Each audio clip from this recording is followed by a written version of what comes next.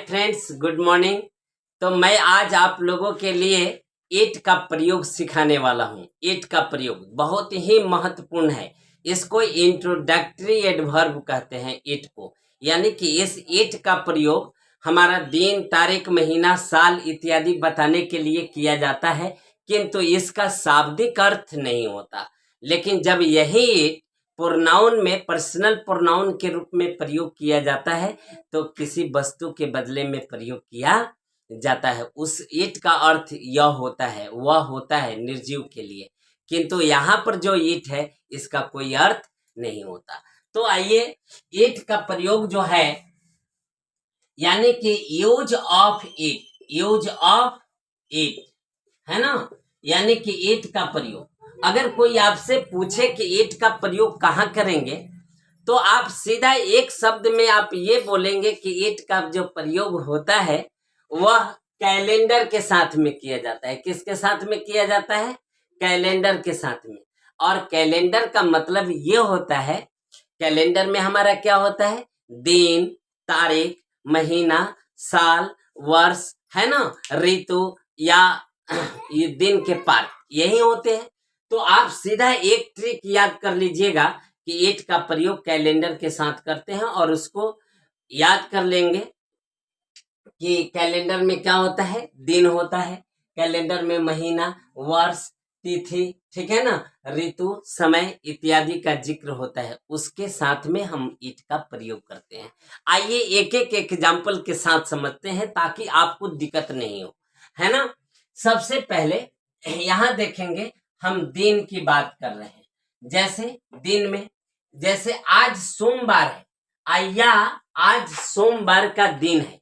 हालांकि ये दोनों बात बराबर है, आज सोमवार है या सोमवार का दिन है। तो एक्स्ट्रा दिन के लिए हम डे का प्रयोग नहीं करते, इसलिए यहाँ बोलेंगे कि इट इज मंडे। आज मंगलवार है, इट इज ट्यूसडे टुडे।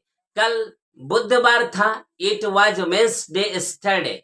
परसों सोमवार होगा, it will be Monday day after tomorrow. ये आने वाला कल है, ठीक है ना, आने वाला परसों। रविवार था तो बोलेंगे कि it was Sunday day before yesterday, है ना।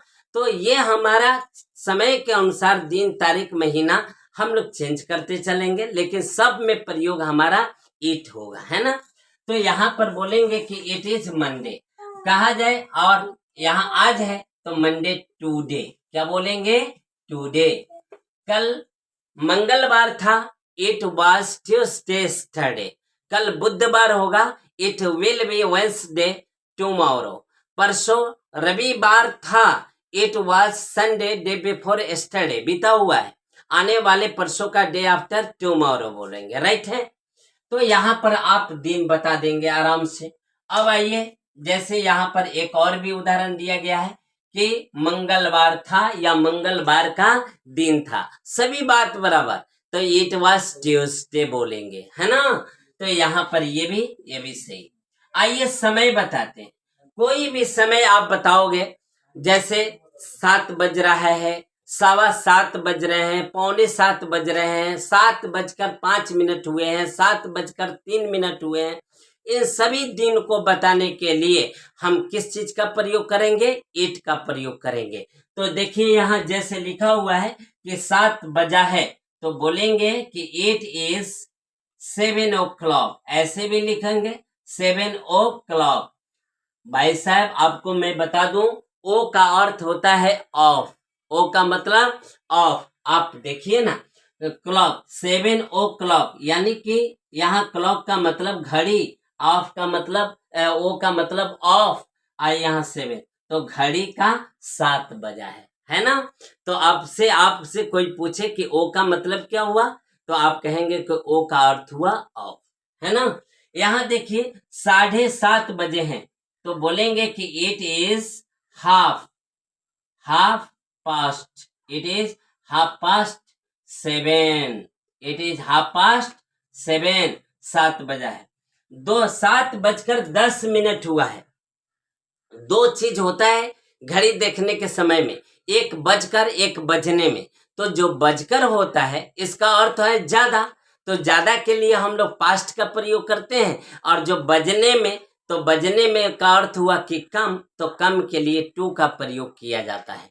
और यहाँ बोल रहा है 7:10, और जब 5 के मल्टीपल में, गुणक में कोई चलता है, घड़ी का जो आप नीडल देखते हैं, सुई देखते हैं, हैंड्स बोलते हैं उसको, जो हैंड चलता है 5 के गुणक में, तो उसमें हम मिनट शब्द का इस्तेमाल नहीं करते।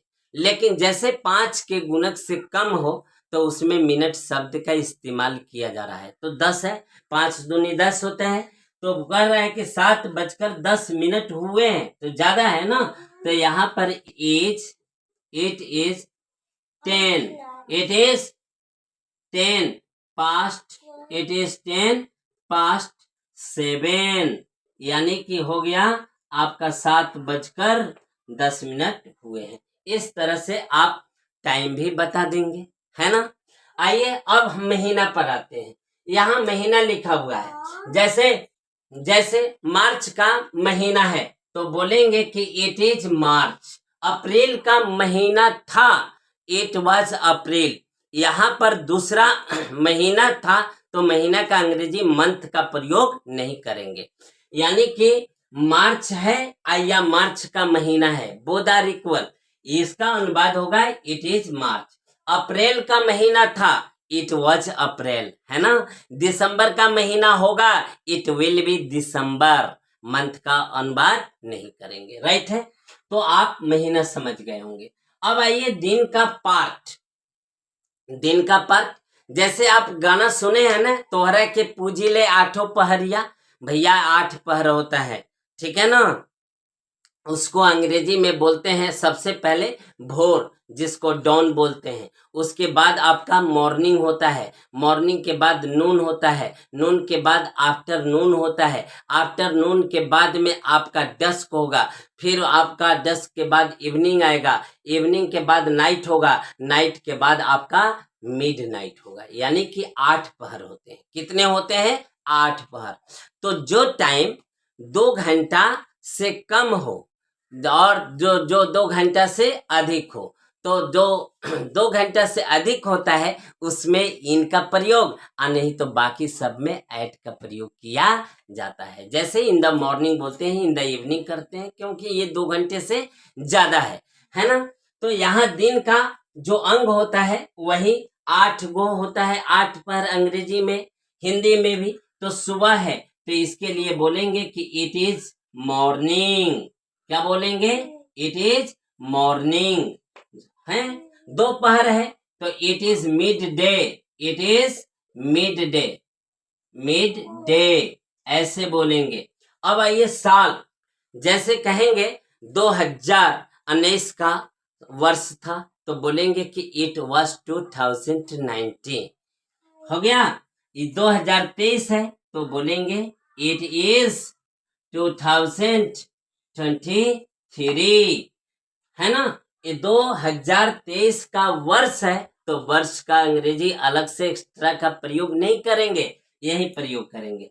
1980 था तो बोलेंगे कि इट वॉज 1980, इट वॉज 1980, 1980 का साल था, है ना। मजेदार बात। अब आइए थोड़ी सी और, जैसे अगर ये मार्च हो गया, ऋतु के पर आते हैं। ये ऋतु सीजन जो है वह हमारा गर्मी, जाड़ा, बरसात, बसंत होता है ना। तो इसके लिए हम लोग ऋतु को बताने के लिए भी इट का प्रयोग करते हैं। जैसे कहेंगे कि गर्मी का दिन था तो इट वॉज समर। क्या बोलेंगे? इट वॉज समर, है ना, इट वॉज समर।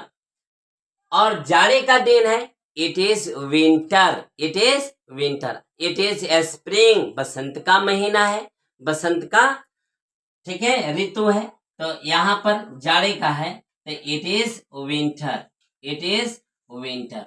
अब मुझे लगता है कि आज से आप दिन, तारीख, महीना, साल इत्यादि बताने के लिए एक शब्द में आप याद कर लेंगे कि कैलेंडर के साथ में हम किस चीज का प्रयोग करते हैं? ईट का। और इस ईट का कोई शाब्दिक अर्थ नहीं होता। ये तो हमारा क्या है, तो इंट्रोडक्टरी सब्जेक्ट के रूप में काम करता है, इसका कोई मायने नहीं होता है। जब पर्सनल प्रोनाउन में आएगा तो इसका अर्थ होगा। राइट है। तो अब आप इस पर क्वेश्चन पूछिए। What day is it today? It is Monday today. Okay. What day will it be? Day after tomorrow. It will be Wednesday, day after tomorrow. Anything you can say. Okay. अगर video अच्छा लगा हो तो like share subscribe कर दीजिएगा। Thank you.